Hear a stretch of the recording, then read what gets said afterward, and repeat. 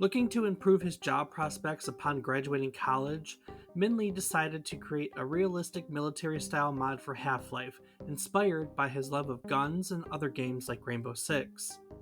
This mod, Half Life Counterstrike, quickly became one of the most popular multiplayer team based shooters of its time. But how exactly was it made? And what made it so special? We'll answer these questions and more on today's trip down memory card lane.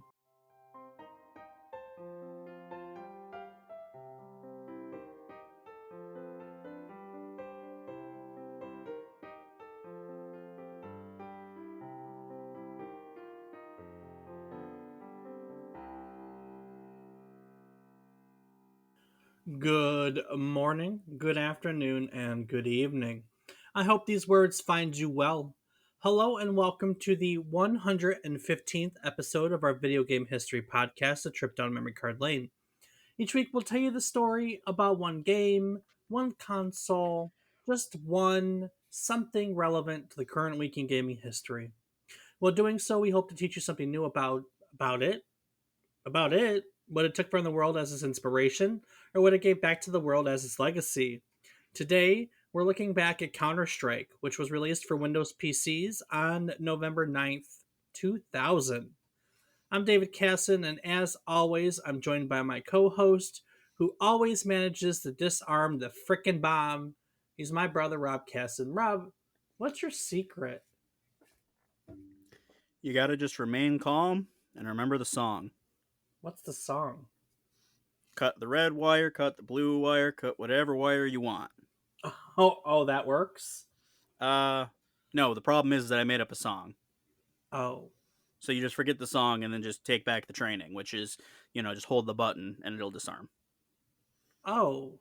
Oh, so don't cut the red wire. I mean, you might. Hitting the red button might, or hitting the button might cut the red wire. I don't know. You just hold the button and eventually something happens and it stops going beep beep. And That's doesn't go boom.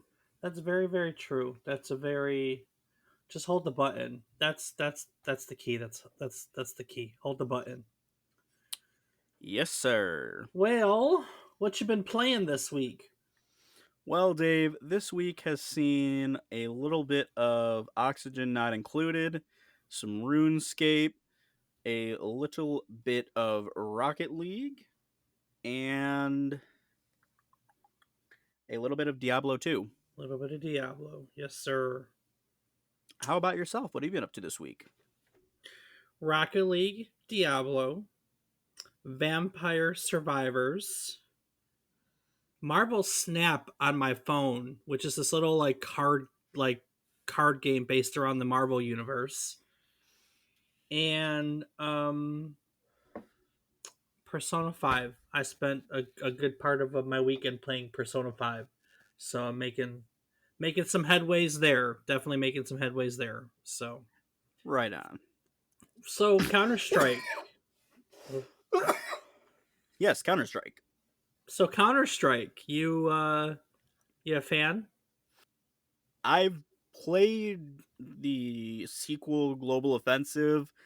It's not really my cup of tea. There's nothing wrong with it. It's just, I mean, maybe I was just very bad at it, but I just couldn't really get into it. But I do think that it is enjoyable, just not something that I go out of my way to play. I think that's really funny considering that you, at least from my perception, is that you really like military shooters. And this is very much a military shooter. Yeah, I don't know if it's the FOV, third person view, or just mechanics, or the fact that it's so many goddamn good players out there. It Yeah. just kicked the shit out of me. Yeah. But I don't know, something about it I'm just not the most fan of. Maybe it's just the degrees of freedom for movement, the movement itself, the shooting. Something about it just it doesn't quite click with like the other shooters for me. It's funny because I would go, my next argument would probably be like, okay, fine, I'll give it to you. I always considered that there was kind of a steep learning curve with Counter-Strike, but you really like playing Tarkov, and I think there's a steep learning curve with Tarkov too. So, I don't know. Yeah, I don't know. I mean, like I said, I have nothing against the game. I can see why it's enjoyable for people. It's just not one that I myself am into. You let's see, you would have been 5 when this was came out. So you kind of missed like when it was super popular, I guess. Cuz by the time Global Offensive came out, it was just not. It wasn't. But when the first one came out, everyone was playing it. I mean everyone was playing it. I got some stories. We'll go into that, but first, let's take a look at how we got here as always. So Counter-Strike was created by Minh Lee. Minh Lee is a Vietnamese Canadian video game programmer. He was born in Vietnam, and at a very young age, he and his parents boarded a boat and they immigrated to Canada in 1989. And he's very much like us and so many other video game developers that we've talked about week in and week out, like myself and other video gamers of the 80s. He first remembers playing games on his VIC 20, which was Commodore's 8-bit computer. He worked his way up through the Commodore line after that, playing games on the Commodore 64, then the Commodore 28. Then his family got a PC, 286, 386, 486, Celeron, Pentium, so on and so forth. He just remembers going straight up through the line. Some of the titles that he recalls playing as a kid were games like Green Beret, Beachhead, Betrayal at Krondor, Ultima 7, Duke Nukem 3D, the first and second Doom titles, and Quake 1 and 2. In 1996, he went away to Simon Fraser University in British Columbia, looking to receive a bachelor's degree in computer science. His coursework focused mainly on graphics courses with graphics algorithms and so on and so forth. Now, coincidentally, 1996 also saw the release of Quake, the first Quake, id Software, made by id Software. Quake was part, along with Doom, it was really part of a renaissance of first person shooters. And one really fun thing about Quake is Quake was one of the early games that had its own software development kit. Now, for those of you who don't know what SDKs are, I'll just call it SDK from now on. Software development kit or SDKs are software that the company provides for you that allows you to modify their games. So with an SDK, you can make new character models, it's going to vary depending on how much access they give you. But let's just say you can modify most of the game character models, guns, maps, game modes. Usually with an SDK, if you learn it well enough, you can rewrite the game and make it to your heart's desire. Um, so Minh Lee started playing around with the SDK, and within a year, he had finished his first Quake mod, which was a military style mod called Navy SEALs. Now, this experience led him to being invited to work on a team, the A Team, actually, which was a team of developers that were working on another Quake mod called Action Quake 2. Now, Action Quake 2 was and is a popular Quake mod. I say is because it can still be found on Steam. It has action players. Popular is kind of a stretch for nowadays. When I checked it a couple nights ago, it had 2 active players. But still, it's active, huh? That absolutely fits the definition of active. It can be found on Steam. It's called Action, but instead of a C where the action is, it's a Q. Um, Ooh, edgy. I was expecting a K. and it's But like capital. Quake. It's capital Mm. AQTION as in Action Quake. Um, Oh, clever. and it advertises itself as the father of Counter Strike. Now, the description on its Steam profile goes on to read: this fast paced, unexpected prequel is a multiplayer, team based first person shooter that uses realistic weaponry and locational damage in action like movie scenarios. And basically, it was developed to recreate the look and feel of an action movie, being fast paced and having a semi realistic damage system. Many of its original maps recreate realistic settings. There's office buildings, there's city streets, for instance. It's a deathmatch style where your point is just to kill other players. But in this game, the damage is locational based. So if you get shot in the leg, you will bleed out and maybe not move as well as what the concept of locational based damage as opposed to just shoot and die. When it was released, it quickly became one of the most popular Quake 2 mods, ended up being released around Quake 2 time. And this caught the attention of id Software, who reached out to the development team with the desire to include it in a commercial product they were putting together that was called Quake 2 Internet Pack 1. Now, this Internet Pack included Action Quake, 11 other publicly available mods, a collection of deathmatch maps, and a bunch of player skins. Now, I want to bring that up because Counterstrike is going to be another example. Now, these were all mods for video games, and mods typically you don't pay for, so let's call them free mods. But back in 95, 96, the internet was fledgling. Like, we got our first computer that was a Windows computer in 1995. It was a Packard Bell 95, and we had AOL, which you could only be on for a little bit of time and it was super slow. It was just the internet was not a thing. And so at the time, companies would take all this other content that the other content that people were making and making available online, they would package it together and they would basically make these expansion packs with all the stuff you could typically get for free, but they put it on a CD and package it as a cheap. I mean, they were probably $5, $10. They were packaged as cheap commercial products. Quake did it. Doom did it. We talked about Diablo having expand. I mean, any number of games kind of did something like that. Duke Nukem had all their extra maps. They had a bunch like that. It was just something that all the first person shooters did back then. So this is not anything weird. It was just a way of getting this content to players before it was as easy and simple as it is today. It's just that simple. So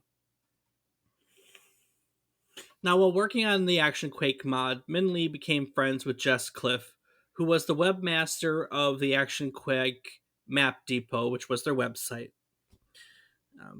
In Lee's fourth year of anniversary, he wanted to do something in game development that would help him land a better job upon graduation. I mean, who doesn't want good job prospects when they graduate college, you know?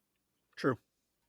At first, he had the idea to revisit his Navy SEALs mod and work on, well, Navy SEALs 2, but this time he wanted to do it as a mod for Valve's Half-Life. Now, Half-Life was just on its way out. Half-Life used a different engine than Quake because Quake was id Software and Half-Life is Valve. And Valve's engine was called Gold Source. So he wanted to take his Navy SEALs mod, but basically call it Navy SEALs 2, but port it over to the Half-Life engine, Gold Source, and call it Navy SEALs 2. But alas, someone had already made Navy SEALs 2 for Quake as a mod, and so he had to do something else. So he thought of a different military style mod for the Gold Source engine. He wanted to do something different from all the Quake modding he had done in the past. Now, when Half-Life 2, when Half-Life, not 2, original Half-Life, this was 99, when Half-Life was released, Valve did not have a software development kit. There was no SDK for the Gold Source engine at first, but they, even from the get-go, because all these first-person shooters were being released with their SDKs, and that was kind of the thing, they had always said, hey, this is a feature that we plan on bringing. Cool your jets. There will be an SDK for Half-Life in time. So, in the meantime, Lee started his work on his mod by simply working on character models that would be integrated into it. True to their word, a few months later, the Gold Source SDK was released, and Min Lee got to work on his new mod concept, which he called Counterstrike. Now, the idea of countering terrorists became the basis of this mod, and it was inspired by Lee's own interest in guns and the military, along with his love of games like Spec Ops and Rainbow Six. All in all, it took him, I'd say, about a month and a half to program Counter Strike and work on getting those early character models into the game. And after about a month and a half, he was able to release what he called Beta 1 of Counter Strike. Now, it was about this time he brought his webmaster that he met on Action Quake, Jess Cliff. He brought him over to the Counter Strike project to manage Counter Strike's website and the community. Now, Just Cliff to his credit, he basically used all his contacts in that community, all the people he knew that were making maps and other content for Quake. He used all these contacts to help build some of the levels for Counter Strike. And between the two of them, this is where Counter Strike, Half Life Counter Strike, a mod for Half Life, got its start with both Min Lee and Jess Cliff as its co founders. So Beta 1 was released in June of 1999, and the team solicited feedback from all the players of its beta and actually used feedback to improve the game. Now, again, I know it's kind of hard to think about now, but this was pre early access. Like this is something that people really didn't do back then. It was actually kind of a cool concept. Most software companies did all their product testing in house, and that's how they released their betas in house, and their play testers would come through it and give them their feedback, and then they would continue to work on it that way. So even here, I mean, yes, the internet was just kind of a new thing, but for them to release betas to the general public and solicit feedback to create a game was kind of a cool concept at the time. But still, when Counter Strike was first released, there really wasn't much interest in it. But they kept at it. They were persistent, rather. And about the fourth, let's say fifth beta, it really started to catch on with the community. So this would have been sometime in the year 2000. And noticing its popularity, the team was approached by Valve themselves. Now, Valve offered to buy Counter Strike. They wanted to buy it as an intellectual property, and as part of the offer, they extended a job opportunity to both Min Lee and Jess Cliff to become Valve employees and continue to work on the development of Counter Strike. Needless to say, the guys accepted. Both Min Lee and Jess Cliff accepted the offer, and so it came over to Valve, who brought in other software developers. So suddenly, it was just not two guys just trying to make this with the help of the internet. It was actual software developers, and by the end of the year, roughly, let's say September of the year 2000, Valve released the first non-beta version of the game. So it was about this time they were working on the project. A lot of the work was being done by other teams. Cliff was continuing to work on that. Min Lee, on the other hand, he was kind of already hard at work on what he called Counter Strike 2 because Half Life 2 was being developed, and Half Life 2 was being created with a different engine called the Source Engine, very popular engine. And so Counter Strike 2 was being worked on with the Source Engine. However, somewhere in the midst of that, Valve decided to shelve Counter Strike 2, and they put it on the shelves. They delayed it indefinitely. And so Min Lee decided to move on from the project and start his own studio, which we'll get back to shortly. But even still, his project, his little baby, his creation, a modification of the original Half Life called Half Life Counter Strike, came out as a commercial product released by Valve on November 9th, the year 2000. Now, fun little fact, Rob. Valve wasn't a software publisher then, it was just a development studio. You gotta think, Half Life was pre. The original Half Life was pre Steam Store 2. It wasn't until Half Life 2 came. Half Life 2 is the first game I ever installed that the Steam Store came with the game. So this was pre Steam Store. Prior to this, Valve made their games and they were published on CDs. Wow, It's that's old. Isn't it weird to think about though? A little bit, yeah.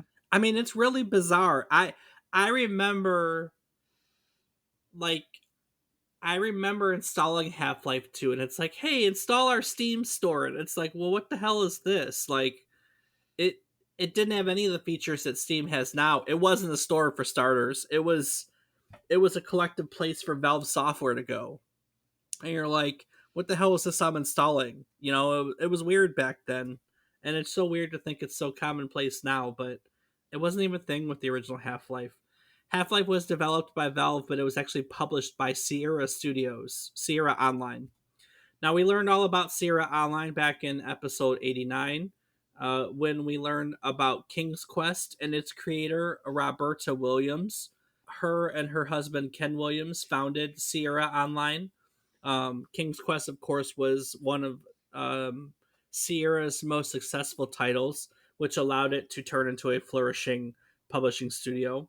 When Counterstrike was published by Sierra, it was bundled with a lot of other games, kind of like how the Quake pack was bundled. These games included Team Fortress Classic. Now, I don't know if you know this, Rob, but the first Team Fortress was actually a Quake mod, and Team Fortress Classic is when they ported it over to Valve and the Gold Source engine, and then Team Fortress 2, which is the version everyone knows, is when they ported it over to the Source engine. The first expansion of Half-Life was included on this disc that was called Opposing Force. Now, Opposing Force was actually developed by Gearbox Software, who now is famous for Borderlands, the Borderlands 4 franchise. And the Half-Life expansion Opposing Force was actually their first title as a studio. And they got their start making most of the expansions for Half-Life. I don't know if you knew that. Had no idea. Yep. Opposing Half-Life Opposing Force. That was their first title, and it followed the same story as the original Half-Life, but it was told from the perspective of a U.S. Marine, I think it is. So it was taking place at the same time, but you were seeing what was happening elsewhere on the complex through the eyes of another character. Alongside these, aside from Team Fortress Classic and Opposing Force, it was also bundled with a few other mods. There was one called Wanted, there was one called Half-Life Absolute Redemption, and there was one called Firearms. And so it was this cool little collection of the Half-Life expansions and mods that Sierra packaged together and released as part of Counter-Strike. Now, if you don't know what Counter Strike is, honestly I think that's a possibility. It's a first-person shooter game in which you either join a terrorist team or a counter-terrorist team. You can also spectate, but you join one of the other teams. There are different maps and different objectives depending on the map. Some of the objectives include bomb defusal. So the terrorists have a specific spot that they have to carry a bomb and plant it in a specific spot, and then they have to protect it from being disarmed from the counter terrorists before time runs out. There's a hostage rescue where the terrorists are holding a group of hostages and the counter terrorists have to rescue them. And there's also, for instance, an assassination mode. One of the counter terrorists becomes a VIP, and the rest of the team basically has to escort them and protect them to get from one side of the map to the other. Now, the game had money. You earn money by doing things like, defusing the bomb or setting the bomb or just killing people, playing the game in general. And at the beginning of each round, you could use the money to purchase armor, to purchase guns, to purchase weapons. You could kind of personalize your loadout that way. The thing to know is that Half-Life is a team-based first-person shooter. I When it came out, it was super popular. I remember going away to college. It would have been 2002, so it would have been a couple years after this came out, and everybody was playing Counter Strike. In fact, I had a neighbor who flunked out of college because all he ever did was sit in his room, drink Mountain Dew, and play Counter Strike. You would literally hear the sounds of Counter Strike from his room day in and day out. It's not an exaggeration. That's all it ever did. It was one of my neighbors flunked out of it. Was there on scholarship and he flunked out because of Counter Strike. He was an idiot. Well, damn, that's that's something else. Yeah, I'm never gonna forget Counter Strike because I mean, like that's how it's stuck in my mind is having a neighbor in college that would just, I mean, it literally was the room next to mine. It's not like down the hall or anything. It was literally my neighbor, and that's all he ever did was play Counter Strike. He was addicted to Counter Strike, and he sometimes played StarCraft. But this was definitely his cup of tea. This was everyone's cup of tea. I I played a lot of Counter Strike, but I never got into it because it does have a very steep skill ceiling. It was a very welcoming community. I don't think that toxicity was nearly as prominent back then as it is now. So people would take you in and you'd be able to learn, you'd get there, but it took a lot of time and effort to get good enough to be skilled to the point where you could be competitive in Counter Strike. But it was fun. There were not a lot of team based shooters at the time. I mean, you did have like the Quake and the Unreals of the world, but in terms of a military style shooter, this is before Battlefield and the modern warfare and all those ones that made that style really popular. This was before all that. So this is one of the first really true military shooters that's team based that's like this. And I would argue it's different than the others. Battlefield took it to a big scale, and Call of Duty did the fun thing with deathmatch and the perks and everything made that super addictive. So they took the formula and did something with it. But Counter Strike was a fun little military style shooter. All right, that is that's me rambling on about Counter Strike for a while. Rob, I'm lukewarm on Counter Strike. I was never in love with it, but I played it. I understand why it was popular. How did other people feel about it at the time?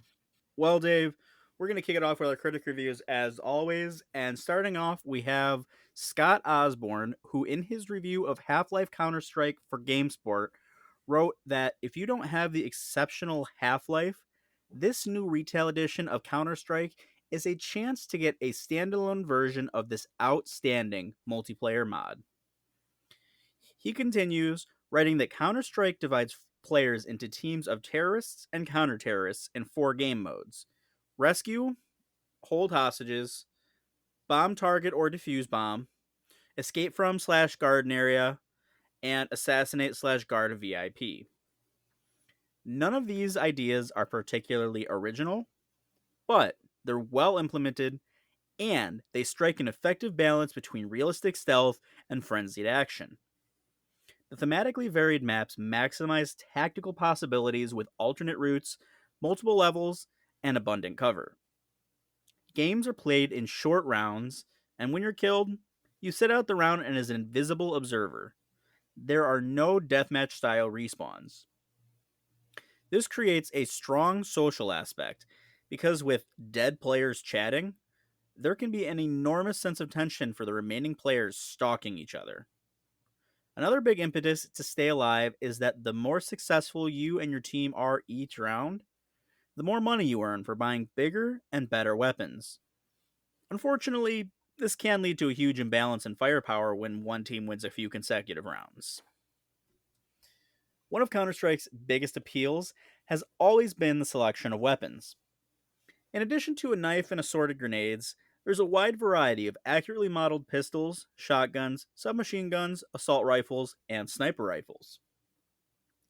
Each weapon has unique characteristics, so mastering them all and learning which is best for different situations is a lot of fun, and it adds replay value.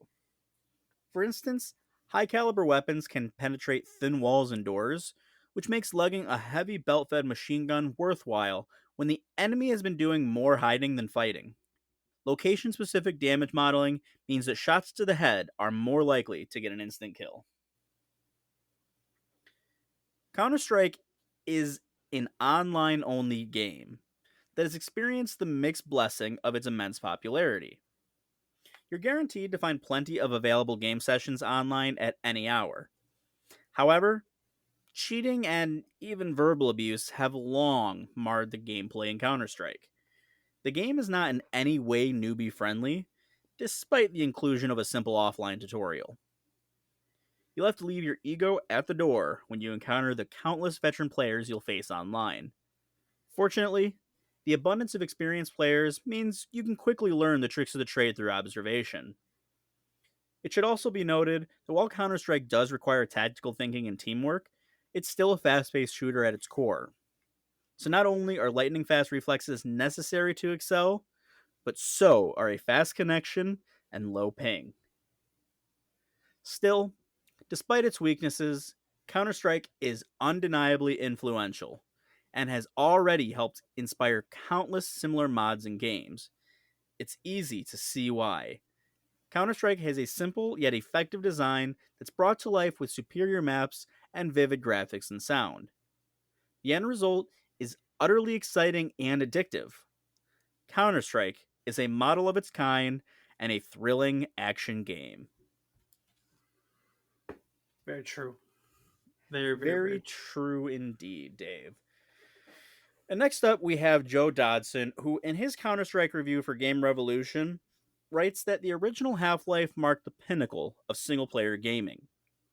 It comes as little surprise, then, that this downloadable mod marks the pinnacle of the multiplayer experience. Counter Strike is the best multiplayer game of 2000, bar none. The game is essentially a team based first person shooter. Action takes place in matches between terrorists and counter terrorists. While there are several maps, the missions are limited to kill escort a very important person to a helipad, prevent or cause destruction of a bomb site, and prevent or rescue hostages. And of course, any match ends with the death of everyone on a given team. Counter Strike's missions are set in dynamic, intuitively engineered environments. Imagine roaming the streets of Italy or the back alleys of a Middle Eastern villa. It's incredibly absorbing and detailed. Thanks to such dedicated level design, strategy is a huge part of the game. A team who hopes to win must have a deep understanding of each level and its strategic strong and weak points. This brings me to teamwork, which is the most important aspect of the game. By using a money system, the designers have tried to take the emphasis off of individual accomplishments and place it on team gains, where you only get $300 per kill, but $4,000 per win. I guess the idea is that this will force people to figure out and fulfill the true potential of the game, namely, the awesome squad based warfare. Nothing can beat a coordinated, experienced team in Counter Strike, except an even more coordinated and experienced team. Unless you're in a clan, the chances that you and your team will be able to perfectly coordinate are slight. Most teams in Counter Strike are more mob than team, and usually accomplish little more than collective death. Games often come down to the 3 or 4 extremely skilled players on each server. While the potential for team play is definitely astounding, the expertise to be attained by yourself is nothing short of mind blowing. I've never played a game in which there was such room to grow and evolve as a player. I've been playing this game for only 6 months, and I'm still getting better.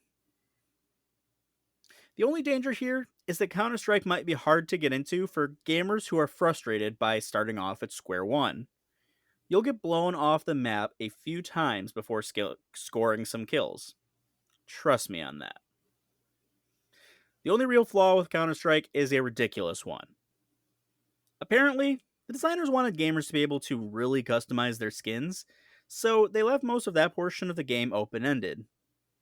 The result is that anyone with a decent knowledge of scripts or the tenacity to download them can cheat pretty mercilessly. With the right scripts, players can turn invisible, make enemies appear brighter, make themselves look like their enemies, and even crash servers. This blows. Fortunately, it doesn't happen often, and it doesn't take admins long to boot cheaters when they pop up. But every once in a while, it can ruin a really good game. But such is a life of online play. Finishes his review by saying Half-Life Counterstrike has redefined online play. This game has more potential and more online gaming goodness than any other game I've ever played. While better things surely await us in the future, Counter-Strike is a video game revolution you can take part in right now. Rob, it's really interesting that he brought up cheaters. Cheating was an incredibly big problem as Counter Strike's popularity began to rise. So much so that a few years later, in 2002, Valve responded by making Counter Strike was actually the first game to utilize what's called Valve Anti Cheat, which we called VAC. And VAC bans and VAC is just commonplace now. I mean, it's on like every game pretty much. Prior to that, they really didn't have anti cheat, but people tried combating it. Due to rampant cheating on another Valve game, which was Team Fortress Classic. Someone else actually made Punkbuster, which Valve rejected because they were obviously working on their own on their own VAC.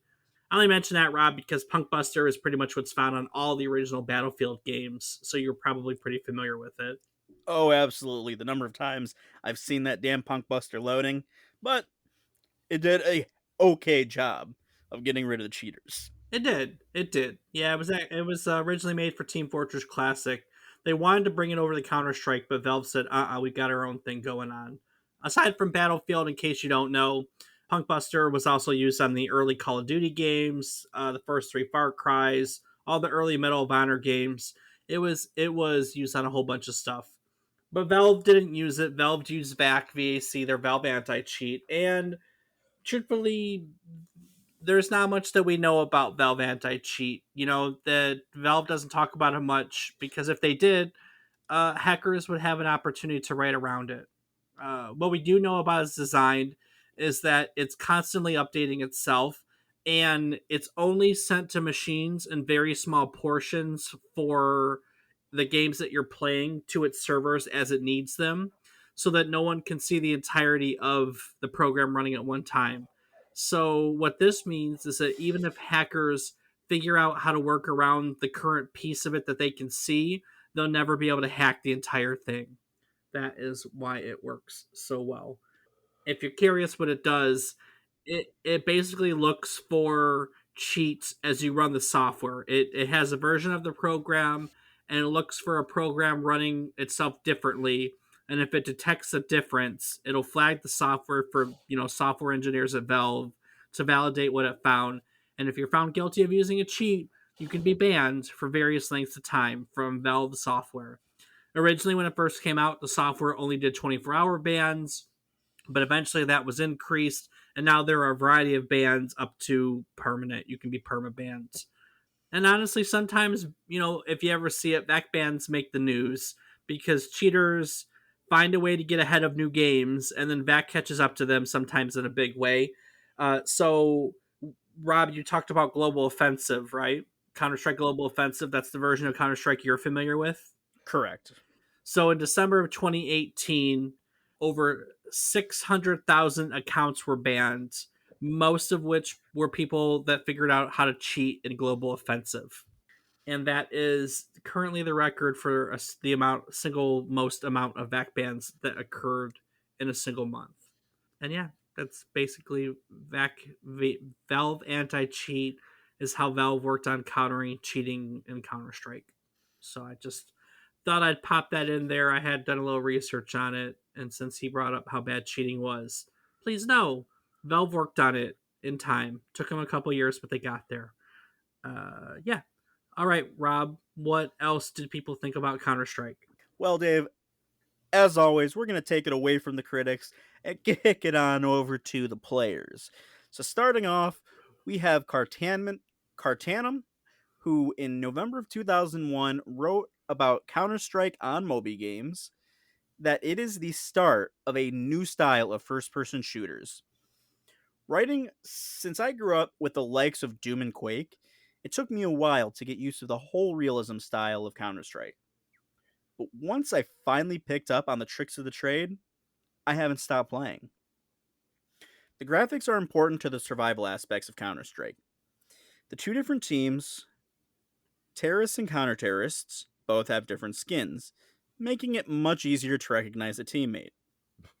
And if you have a good eye, you can tell which gun the player is holding, so you know if you should take him on or back out of the firefight.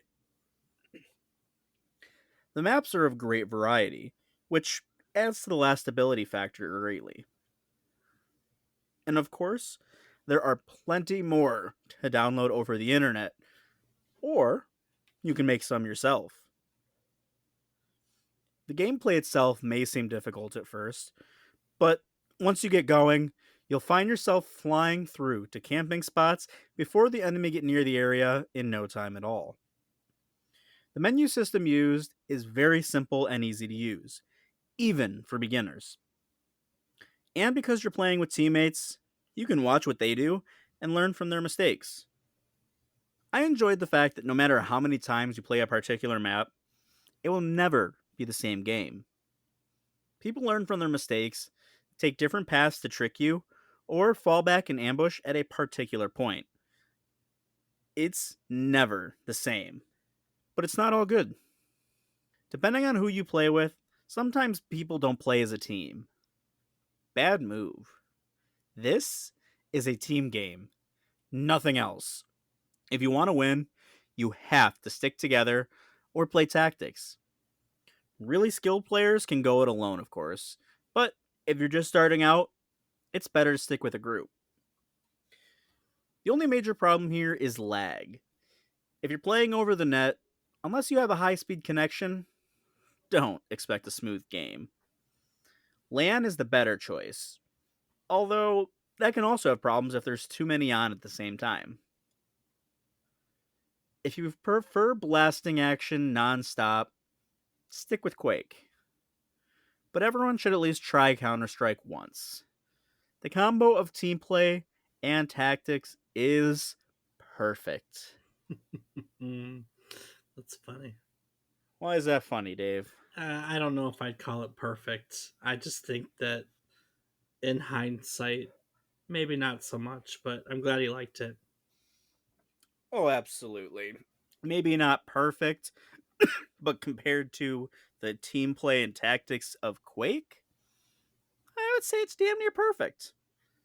So next up, Dave, we have Sardonyx on Steam, who wrote that after 9 years of unlimited fun with friends, I have finally quit Counter-Strike.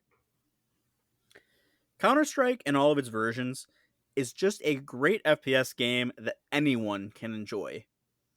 It's a great game and all, you just can't stop playing it. You can just sit and play with your friends for days without stopping. Days, huh? Days.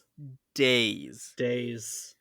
The huge weaponry option you can choose from and the smooth sound of the game is just freaking addicting. With this game, I've met so many different people and unique friends. This game is literally gold. To all the young players who are looking for a good, cheap, and fun game to play with their friends, I highly recommend this. I've got, using Steam's record keeping, 2,484 hours in Counter Strike. And who knows how many more hours in a not so official Steam version of the game. Great game. I mean, I don't know of a single game that I have that many hours in. No, me I either. mean, collectively, yes, I have a lot of hours and well exceed that with maybe 3 or 4 games. But 2,500 hours essentially of just one game. I mean, It's impressive. that's literally 100 days of playing the same game and then some. Yeah, yeah. That's why I thought maybe we should take his advice. I mean, maybe we should. So, also up from Steam, we have Mobidly, a beast who writes Counterstrike is one of the greatest and undermined games in history. It is, in my opinion, the best game to ever have a crosshair. It is not a contact sport. So for the girly girls, it is an activity to indulge in. It starts off with a team trying to kill another team. Mm-hmm. I started playing Counter Strike when I noticed jacking off isn't the only activity to do on a computer. I started inviting a lot of friends out and getting drinks. Hopefully, I assume to, not to play Counter Strike in the end, not jack off. But let's get to the end. So inviting friends out and getting drinks, as well as a boombox, to spend a nice summer day in the living room. Oh, thank goodness! Playing this wonderful game, not with themselves or each other. I mean, technically with each other, but in the terms of a video game. Mobidly wanted to play it that every chance that they could. On the road of Counter-Strike adventures, they encountered a couple of problems.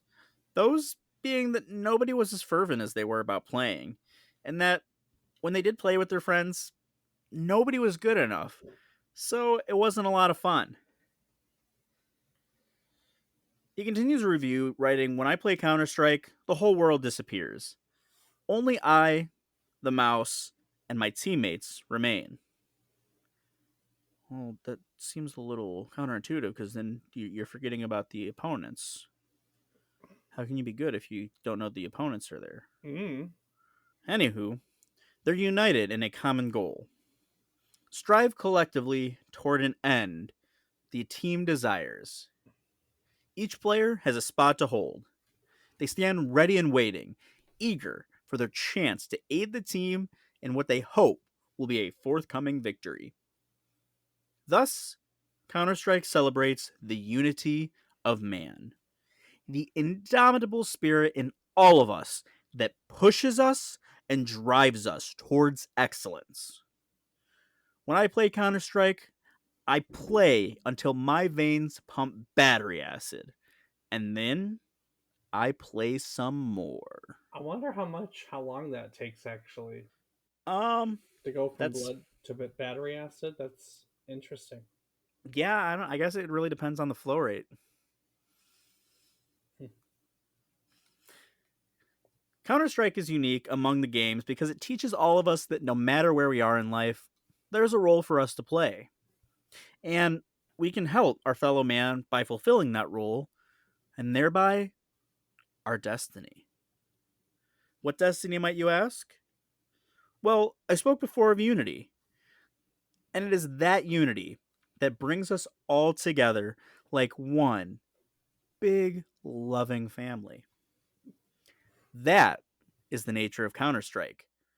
The many working as one. One machine made of well oiled cogs and wheels moving in unison, happy to play their part in the production of something greater than themselves. Not that these small metal objects are actually animate. I'm only, of course, speaking metaphorically. Over the course of the years, I have increased in skill, but I have learned a greater lesson than how to be a better Counter Strike player. I have learned how to cooperate with a team to accomplish a goal that we all share, even if that team is less than ideal. I have realized that Counter Strike is about more than just one's athletic ability.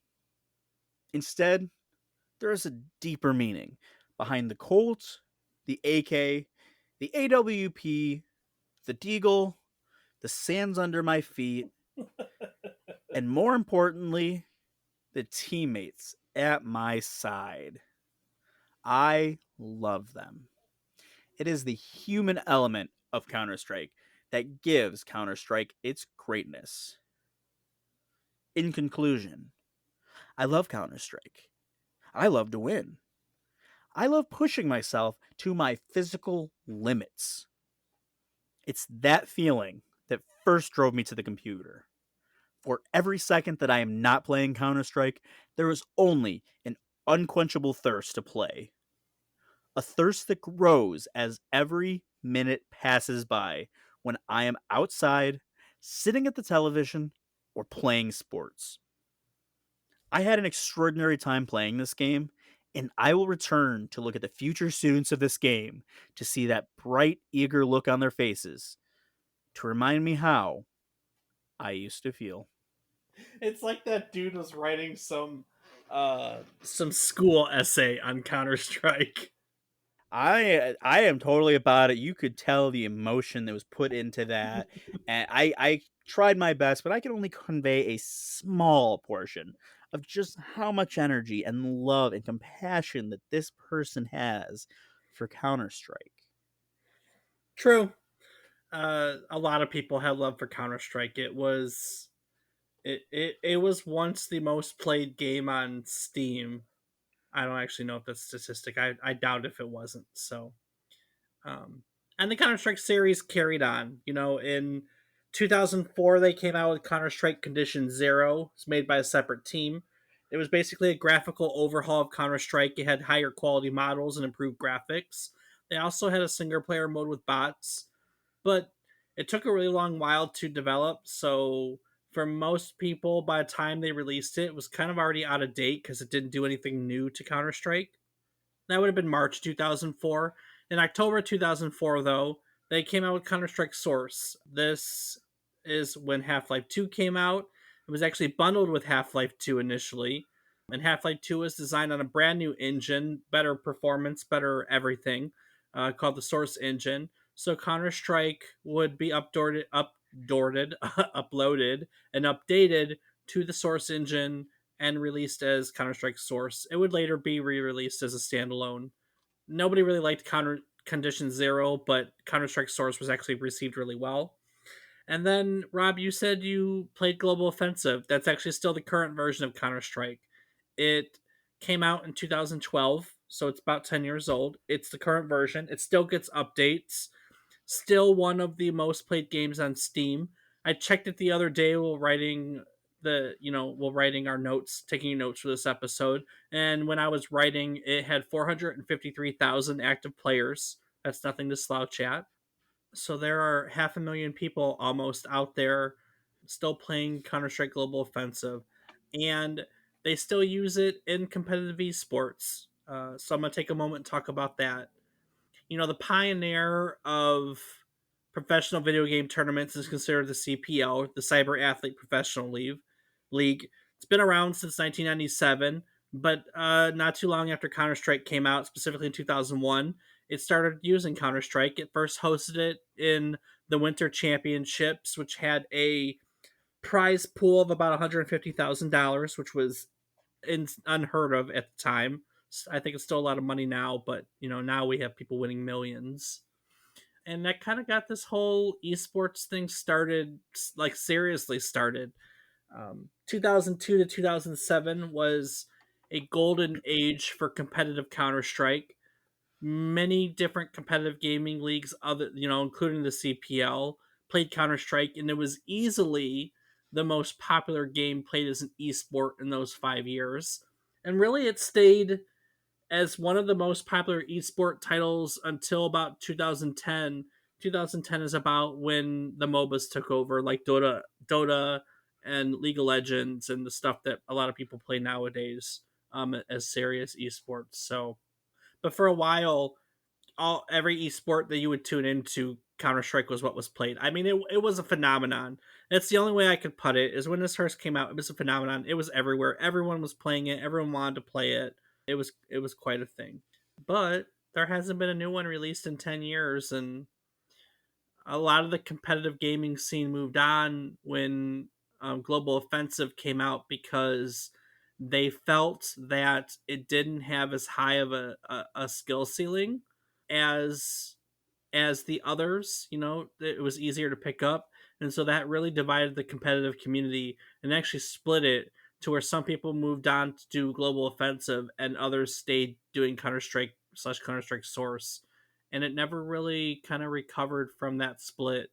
Because about that time, like I said, other forms of competitive gaming started to take over. Now, as for the people that worked on it, Min Lee, like I had said before, left Valve in 2006 after Counter Strike 2 was shelved. It was a little bit after I noted there, but he left a few years later and started working on his own project, which was called Tactical Intervention. It was a spiritual successor to Counter Strike, very similar to it, but it wasn't Counter Strike. It wasn't received very well. It's poorly reviewed, and it just never amounted to anything. In 2013, he joined Face Punch Studios as a contractor, and he was actually part of the team that developed Rust. You ever play Rust, Rob? No, can't say that I have. No, you've never actually played Rust? I've seen the game, but it's not one that I've spent the money on and played. So I can honestly say I've never played it. Interesting. I find that a little surprising, but that's okay. In 2018, Min Lee left Face Punch and he joined Pearl Abyss. They are the developer of the online MMORPG Black Desert Online, and he was hired to work on an unknown project, and that's the last we know of him or said project. For all we know, he's still working on it here in 2022. The other person credited as the co-creator of Counter-Strike is Jess Cliff. He was fired from Valve in 2018 after he got into some legal trouble that involved being charged with the sexual exploitation of a minor. He maintains to this day that he was catfished, had no idea that she was underage, and now spreads the message to others to be very careful about the people you meet on the internet. He hasn't really done anything. He fell off the radar after that whole mess. So, and that's it. Um, in terms of a legacy, Counter Strike was very popular for quite a while, and I would argue that it very much laid the foundation for competitive gaming, competitive esports as we know it today. That's my argument. It a lot of professional gaming organizations got their start by hosting tournaments for Counter Strike. It was a game that very much supported team based gameplay at a time when there were others that didn't. I mean, we did have Quake and Unreal tournaments, but Counter Strike was the realistic military and definitely promoted it. You had to be very, very good at team based play, and that just translated well to competitive e gaming, and everyone wanted to play it. So that's what we have there. That's what we have there. We've talked about esports before, Rob. We talked about it when we did an episode on Overwatch, and we had a special guest then, didn't we? Yeah, that we did, Dave. We did absolutely have a special guest. Yeah, we had a director for a collegiate esports program. Yes, indeedy, that we did. That was quite a while ago, but if you'd like to go check it out, if you go back through our show archives at www.memorycardlane.com, you can go and find an Overwatch episode. I believe it was called Overwatch 5 Years In. It's when we celebrated the 5 year anniversary of Overwatch. And of course, now there's Overwatch 2. We kind of talked about what that was going to look like, at least what we knew at the time. It was a while ago. So yeah, go check out old episodes on our website, memorycardlane.com.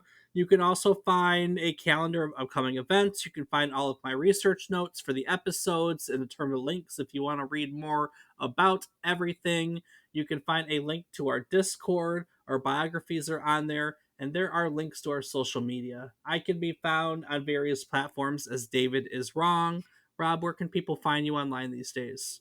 I am on twitch.tv/FATBOIRIPZ. All right, Fat Boy Rips it is. Well, with that being said, each week I try to tell you a story about something relevant to the current week in gaming history. This week, 22 years ago, Counter Strike was released to the world. While telling you our story, we hope to teach you something new about, in this case, Counter Strike, what it took from the world as its inspiration, or what it gave back to the world as its legacy. One of the best things about doing this podcast is that we learn new things. I don't go in every week knowing everything about every game, and doing my research, I learn couple of new things every time. That to me is very satisfying, a whole lot of fun. I love it. I love teaching you guys. As part of our commitment to teaching and learning, we like to do a roundtable every week and talk about our biggest takeaways. So, Rob, what did you learn this week? Well, Dave, I would have to say that it's the simple fact that Counter Strike started as a mod. I genuinely did not know that. I've always known it as its own standalone game, which to me just seemed like it was its own game. I definitely never would have guessed that it was created on an SDK by someone, and that it started as just as a mod for a game. It's kind of cool actually when you think of it that way. To know It that is. it came entirely from something else, just from not some big name studio and things. It was just, hey, this guy got an SDK and he was having some fun, and hey, here's a cool game that is still huge. Yeah, very true. So that's mine. It was a mod. So how about yours? I don't re- I forgot that the first Half Life mod was created by Gearbox. That was pretty cool. I don't think we talked about that when we talked about Borderlands. I don't remember doing a history of Gearbox. We'll probably have to do that sometime. I could be wrong and maybe I forgot it, but that was my thing. I didn't know that Counter Strike was the first VAC game. I did know that cheating was a problem, but I didn't know as a result of Counter Strike's popularity, Valve was kind of forced to come up with VAC. So that was kind of my takeaway. And I had no idea that Minh got his start on Quake. So a whole bunch of fun things for me. So yeah. And that, my friends, is the story of Counter Strike and its creators. So, with that being said, Rob, I think I'm about ready to take it out of here and move on to next week. But before I do so, is there anything you would like to add to today's episode? Well, sure thing, Dave. As always, I do want to take a quick moment to say thank you so much to everyone for listening to us week in and week out, or for the first time, and, unfortunately, maybe for the last time.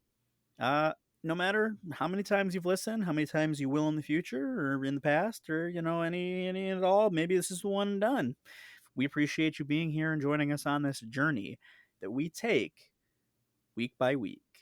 Awesome. Well, then, with that being said, let's look forward to next week. Rob, I've been looking forward to next week for quite a while, actually.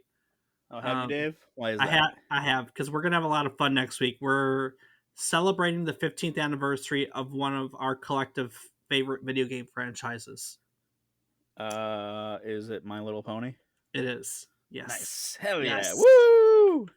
So, originally slated to be a new entry in the Prince of Persia series, Assassin's Creed started out with the simple desire of wanting to make a game in which the Prince of Persia wanted to be the king. Now, how it got from there to Assassin's Creed is a story for next week. So, join us again then as we learn all about the Assassins and the Templars on yet another trip down memory card lane. Do the thing. Doo doo da bop dum doo doo da boo doo da lum boo doo boom.